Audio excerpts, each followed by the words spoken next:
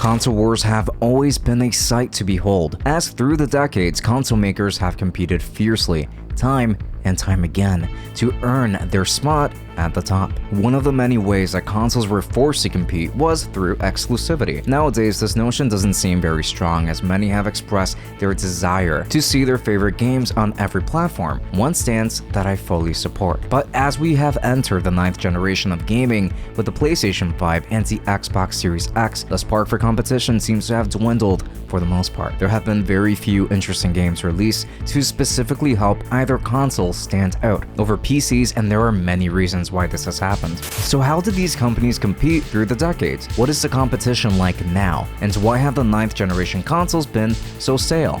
Let's go ahead and find these answers together.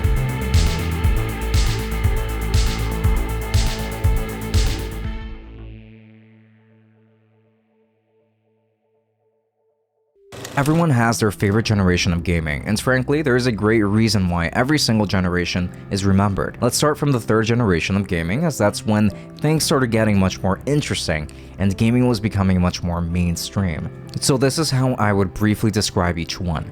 The 3rd generation of gaming was special due in part because it brought the first one of the 3 main competitors in the current console market, Nintendo with the NES. This was the generation of 8-bit graphics, and many who lived through that generation absolutely view it in a good light, with strong competition such as the Sega Master System competing fiercely. Then the 4th generation featured 16-bit graphics, and as such, we started seeing many games with a lot more complexity. There were other competitors on the market, but this is one of the generations with the fiercest competition between Nintendo and Sega. The SNES and the Genesis competed fiercely, and both were well loved for the back and forth between these two that easily became one of the most interesting generations of gaming to many. The 5th generation is known for bringing 3D to home consoles, and the console that finally brought some well-needed competition to Nintendo and Sega. The original PlayStation as the CD format is also being embraced for the most part, but the introduction of 3D brought many new ways of gaming to your home. The 6th generation of gaming had 4 main competitors, with now Microsoft entering the scene with the original Xbox. The PlayStation 2 was the best-selling console of this generation, and online gaming was being embraced this generation, which again changed the way that console gamers approached gaming. But we also had to say goodbye to Sega, as they retired from the console business after the Dreamcast failed. Games were still being released at a consistent pace for every other system. The 7th generation of gaming brought us much more robust online play, graphics that were considered to be lifelike at the time, and an absolutely huge shift in Nintendo, as now people aren't choosing between Sony, Microsoft, and Nintendo, because most homes probably had a Wii and either the PlayStation 3 or the Xbox 360. This generation was really close, but Nintendo had taken a totally different angle. So for the most part, it was the Xbox 360 versus the PlayStation 3, as everyone had a Wii as a staple. This is when it became more noticeable that games started taking longer to make. Then the 8th generation brought the Xbox One and PlayStation 4. The Wii U is well known for being a failure, while the Xbox One lost a lot of momentum because of its initial launch plans with DRM and restrictive ecosystem. So Sony had a much easier time staying on top. But this generation brought us the Nintendo Switch, which is a must-have for people of most age groups, as well as offering a unique portable console experience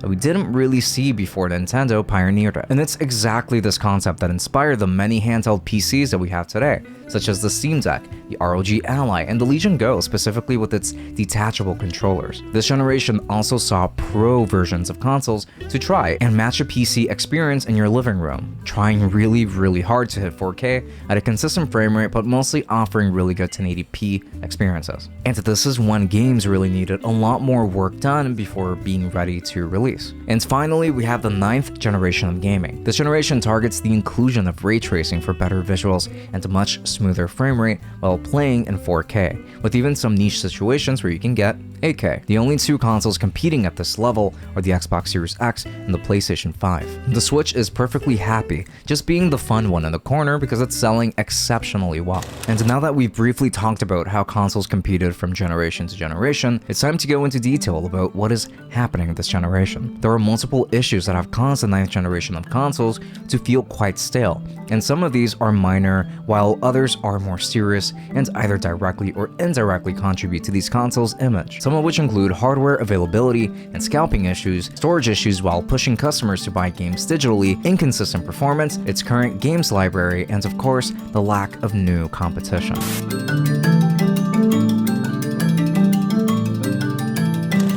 beginning the discussion with hardware availability and scalping. This is the first issue that these consoles ran into at launch. That's not to say that availability has never been an issue before this. When excitement is built around a product and it does really well, then it will sell out more quickly than the companies might expect them to, and then we have availability issues. It's happened before. One example was with the PlayStation 2 and another with the Nintendo Switch. But the PlayStation 5 and Xbox Series consoles were launched in a very unique time. Back in 2020, we were hit with unforeseen events that prevented us from going outside, and our society still took quite a while to recover from this. These consoles were being released almost at a time of great need for incredible experiences for your home since you were stuck there anyway. So with the world circumstances in mind, there was a lot of anticipation for this console release from everywhere, as we were promised better performance with much improved visual fidelity, and we had nothing but time. However, upon release, these consoles were sold out instantly.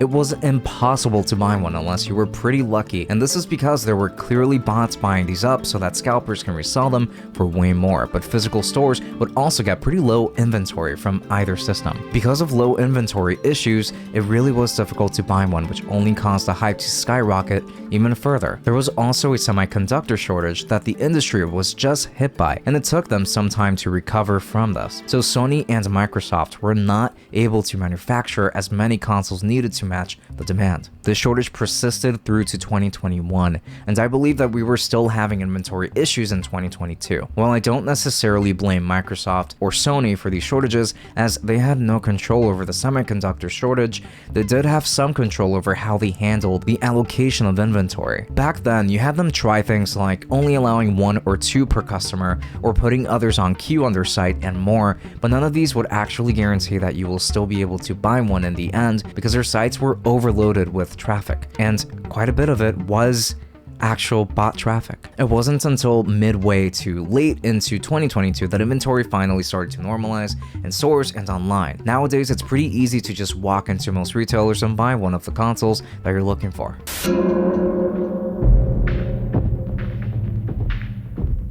The PlayStation 5 and Xbox Series consoles finally started normalizing the use of solid-state drives on their systems, which helped dramatically with load times in games and getting through the boot screen in order to begin gaming as quickly as possible, among other benefits. However, with the base PlayStation 5, regardless of whether you get the disc version or the digital version of the PS5, you only get 825 gigabytes of storage. But of course, you only have access to 667 gigabytes of that drive. Needless to say, this number is very small, and it only allows you to fit a few games as of 2025. This is the version of the PS5 that I bought, and I can only fit Final Fantasy VII Rebirth, Final Fantasy XVI, Elden Ring, Persona 5 Royal, Demon's Souls Remake, and I believe Strangers of Paradise.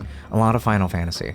I might have 1 or 2 demos installed additionally, but in order to fit these games, I had to delete other games previously, at least a few times. The only way around this would be to upgrade the internal storage, and while it isn't that difficult, this is something that you will just have to do eventually, sooner rather than later, unless you only want to have a handful of games at a time, which is not me. With the PlayStation 5 Slim, they upgraded that drive to 1 terabyte, which is a little bit better. If you want to download another game of a similar scale, then you pretty much only have room for 2 or 3 more. Thankfully, with the PlayStation 5 Pro, they ended up upgrading the internal storage to 2 terabytes, which is a substantial upgrade. I'm sorry to say that the base models should have had this because a lot of these games are pretty massive. Microsoft at least started us off at 1 terabyte for the SSD on the Series X model, but even that runs out eventually. I'm sympathetic because considering how powerful these systems are, they are only $500, which sounds like a lot for a console, but hardware in general is just more expensive than ever, and things will only get more expensive as they go on. But we needed more storage. I actually think that I probably would have been happy with the 1 terabyte SSD and then an additional 2 terabyte hard drive internally. Read speeds would be significantly slower, but at least we would have a lot more storage at a budget, which would have been a happy compromise for me. Another reason why this is such an issue is because Microsoft and Sony have been making a huge push for years for their customers to purchase their games digitally. At this time, it feels like purchasing games physically is an alternative to the expectation of buying games digitally. As the most expensive gaming console on the market right now, the PlayStation 5 Pro, with all of its bells and whistles, does not come with a disk drive installed. This is an optional accessory or mandatory additional purchase if you're upgrading while already having obtained the majority of your games physically. Then the Xbox Series X released a digital-only version of their system for $50 less. While having options is great, it is only technically optional now, with the expectation that it will be the only method of obtaining games later. And now it is a giant annoyance. Specifically because if we have to depend on upgrading the storage on our systems in the future to fit our games library over and over again, then it will only end up being more expensive for the consumer without us even having ownership of these purchases.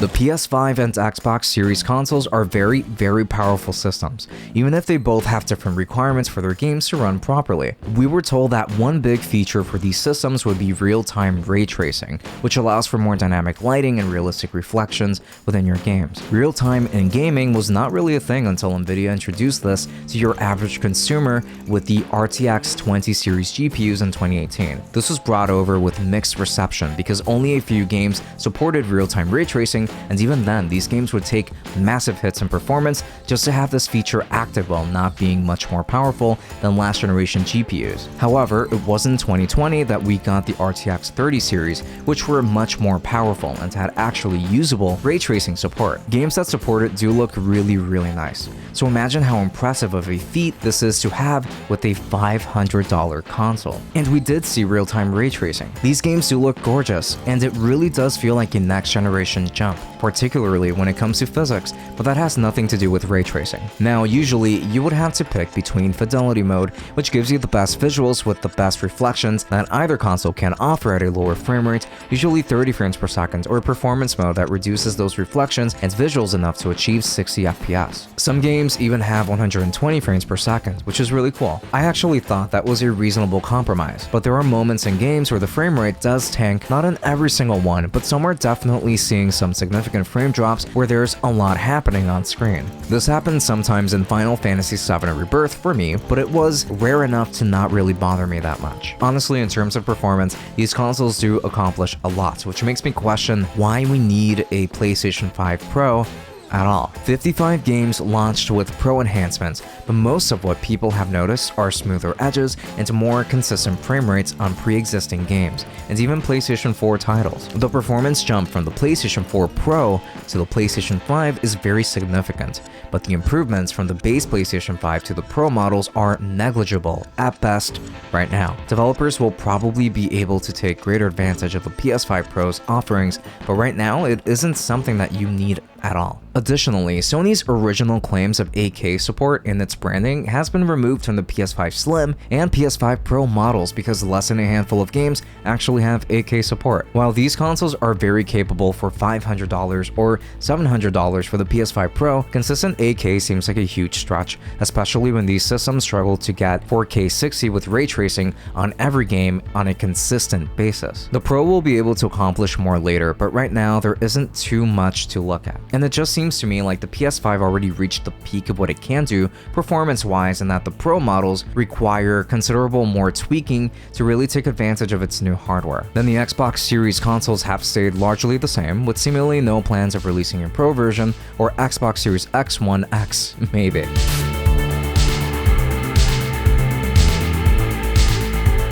This is another big issue with this generation. Exclusivity in consoles isn't important only because if you lock games within your ecosystem, then it forces consumers to buy into your ecosystem to enjoy them at all, even though these games could fit really well into other platforms already. Most people don't actually like that great games are locked behind a single platform if they can't buy into it or if they already bought into another platform. That's not really what I'm talking about. I'm talking about Sony and Microsoft starting new IPs that are specifically made for their platforms from the ground up, in order to maximize the hardware and really sell the idea behind having their systems. So exclusivity in the sense that they should at least take advantage of IPs that they already own and make the best out of them, rather than buying up studios who made games on both platforms to make them exclusive to yours. Microsoft has Bethesda under its wing, and while I respect that Microsoft did that because they do need to have more exclusives under their belt, that only ensures that games that would have normally been made for the PS5 and the Xbox only get made for the Xbox Xbox, which doesn't really help me as a consumer. But look at it this way. PlayStation 4 and the Xbox One generation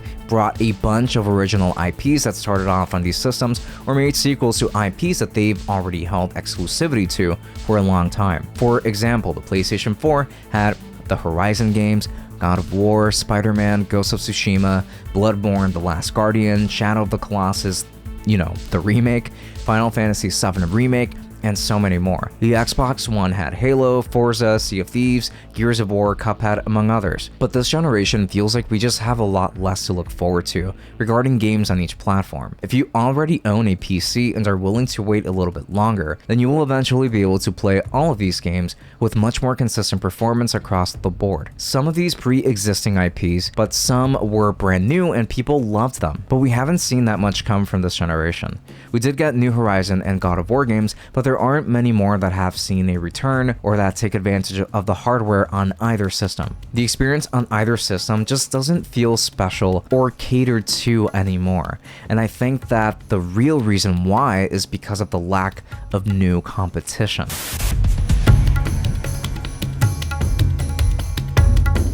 It is very, very hard for anyone else to jump into the industry and try to compete with the big three, especially when one of those big three is struggling a little, but even then, the big three are not really competing with each other like they used to, but rather they are just coexisting. The Nintendo Switch, I would argue, isn't even a direct competitor because of the same reasons that I mentioned before. Nintendo's offerings almost always accompany every household that owns either a PlayStation 5 or an Xbox Series console. This is because while Nintendo now has a lot of really good third-party support for their Switch, they also have games that you will only see on Nintendo's platform, and that also make use of the Switch's features specifically, not just because of Nintendo's ownership of IPs like Mario and Zelda, etc., but because these games don't have any competition. These experiences are unique. Granted, it also doesn't help when competitors like Palworld get shut down by Nintendo, as it sets a precedent for others not to repurpose or improve on Nintendo's concepts, sadly. Meanwhile, the only two that we are used to seeing compete fiercely are Sony and Microsoft. Some people don't like the 7th generation of gaming, but I thought it was really fun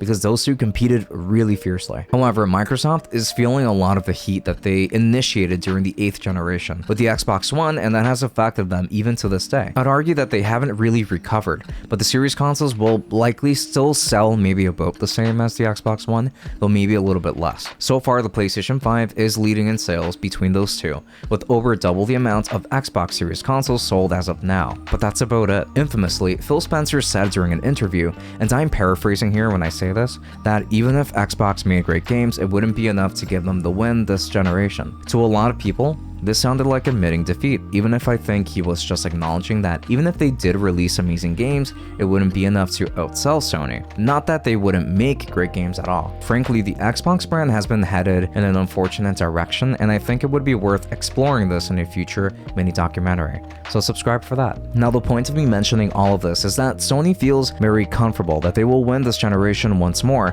which I believe is what leads them to not try as hard as they did before. Yes, they have released multiple models and refreshes of the PlayStation 5, including a Pro model, but this just feels redundant at this point. We just need to see a lot more games to take advantage of the Pro features in more meaningful ways. So if Microsoft isn't pushing too hard this generation, and Nintendo is just comfortably doing its thing on its own lane, then that just leaves Sony to be as aggressive or instead as passive as they want. They can push out $700 consoles because if you don't buy this one, then who else's are you gonna buy? I'm not saying that consoles like the Ouya or even the Steam machines were going to be successful, but I at least commend an attempt at competing with the big three. It's this severe lack of competition that has contributed to such a stale console race. These systems reached the peak of what they could do pretty quickly. Gone are the days of developers being able to squeeze every ounce of performance to create brand new experiences on these systems, as now, it's not like there are lots of new games that take advantage of these platforms specifically. Gone are becoming the days where you would feel joy walking into a game store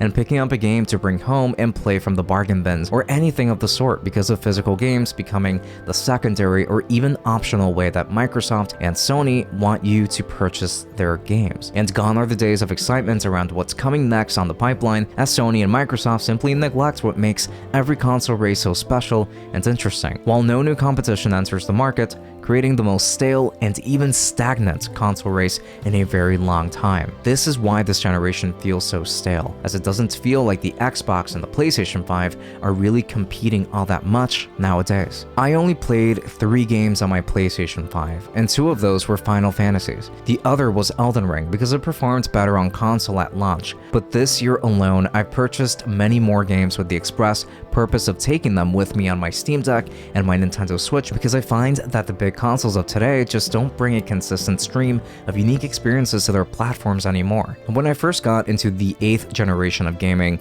it was through a used base model PlayStation 4 that I purchased in December 2017, basically 2018, and I think I purchased it for around $200. When I bought this, 4 years after it was released, I did not run out of games that I wanted to play. The PS4 was a very rich system for me, and I already had a PC. However, I've only played less than a handful of games on my PlayStation 5, no matter how much I want to play it more often. I don't have much to play on it, to be honest. I do hold up some hope that this will change later on, and that by the end, as we are halfway through, we will see many more amazing and unique experiences on each console. But for now, the 9th generation is a stale generation. For consoles, not for games. I mentioned earlier that the industry has been making a massive push towards digital purchases, as such, stripping away the ability for consumers to own their games in the long run.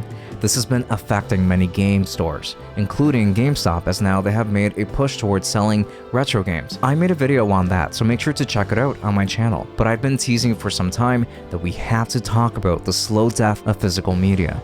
So subscribe for that mini documentary. Thank you so much for watching. Leave your suggestions in the comments for future bite-sized documentaries, and until next time.